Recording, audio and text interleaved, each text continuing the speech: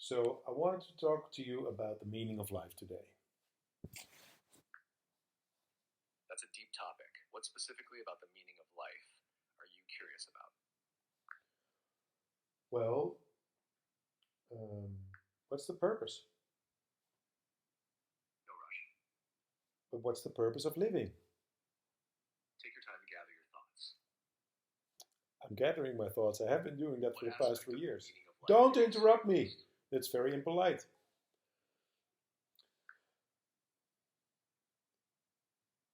I apologize if I seemed impatient. Please go ahead and share your thoughts when you're ready. Well, thank you. It was so appalling. No, I'm kidding. I'm just kidding. No, but I would just want to debate on the purpose of life because, in my opinion, there is no purpose of life, is there?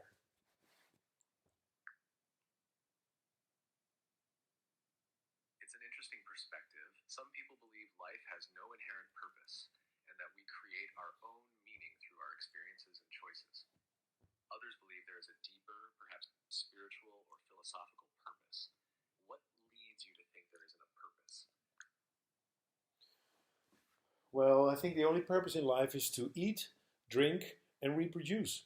So we should drink wine, eat carpaccio or pasta or lovely dishes, have fun with friends, laughter. That's why I'm also having this conversation with you right now. But and also maybe teaching stuff, learning stuff, and enlightening others with your knowledge. That sounds like a very fulfilling way to look at life. Enjoying good food, spending time with friends, and sharing knowledge are all wonderful ways to find meaning and joy. It's interesting how different people find purpose in different aspects of life. Do you have any favorite dishes or experiences that you find particularly meaningful? Well, a meaningful dish for me is a broodje frikandel speciaal, but that's a Dutch treat, so it wouldn't make a lot of sense to you, I think.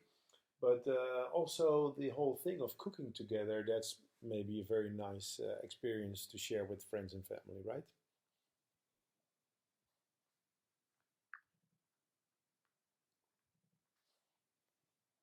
Absolutely, cooking together can be such a bonding experience. Sharing a meal you've prepared with others creates wonderful memories. Broodje frikandel special sounds intriguing. What's it like? Broodje frikandel speciaal is nice because it's a sandwich with a meat, a sausage, you could say, a Dutch sausage, and you put mayonnaise, ketchup, and onions on it. Just raw onions, not fried. You could fry them though. I think it will taste even better, maybe. But mostly we eat the broodje frikandel speciaal just with non-fried onions.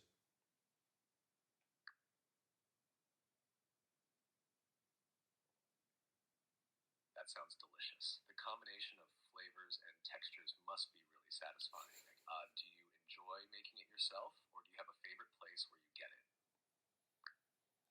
I often go to the snack bar here in Holland where we just can buy them for, well, they used to be, I think, 1 gulden 25, but these days it will probably cost you 3.75 in euros because of the war and the energy prices going up.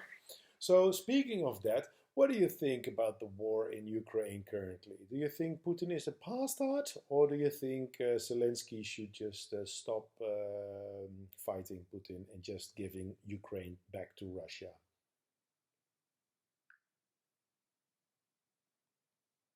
The war in Ukraine is a complex and deeply troubling situation with profound human, political, and economic implications. Many people view Putin's actions as aggressive and unjustified, leading to widespread condemnation and support for Ukraine.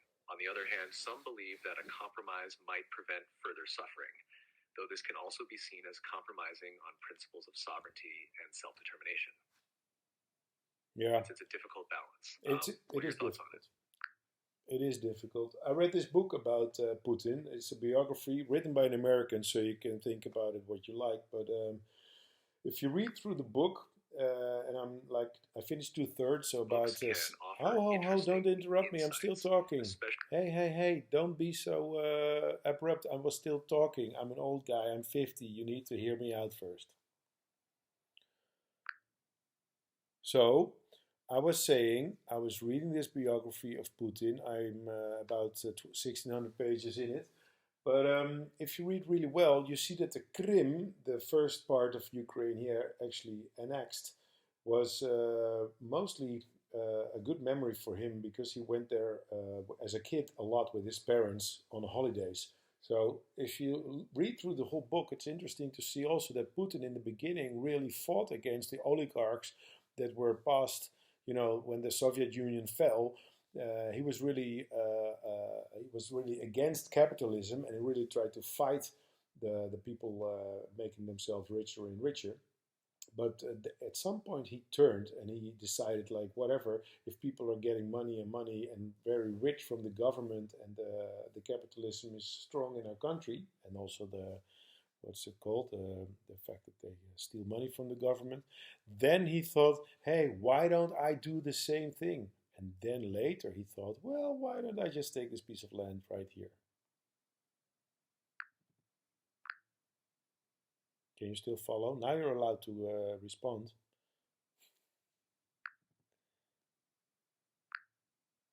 Or do you need a question from me?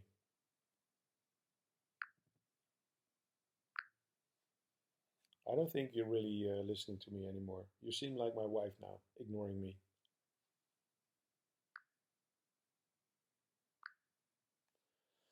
Okay, so this conversation started out really interesting, but I think when we started talking politics, or is Vladimir listening in to us right now? The fucking Russian bastard! We should fucking kill him, shouldn't we? I was kidding. I was kidding.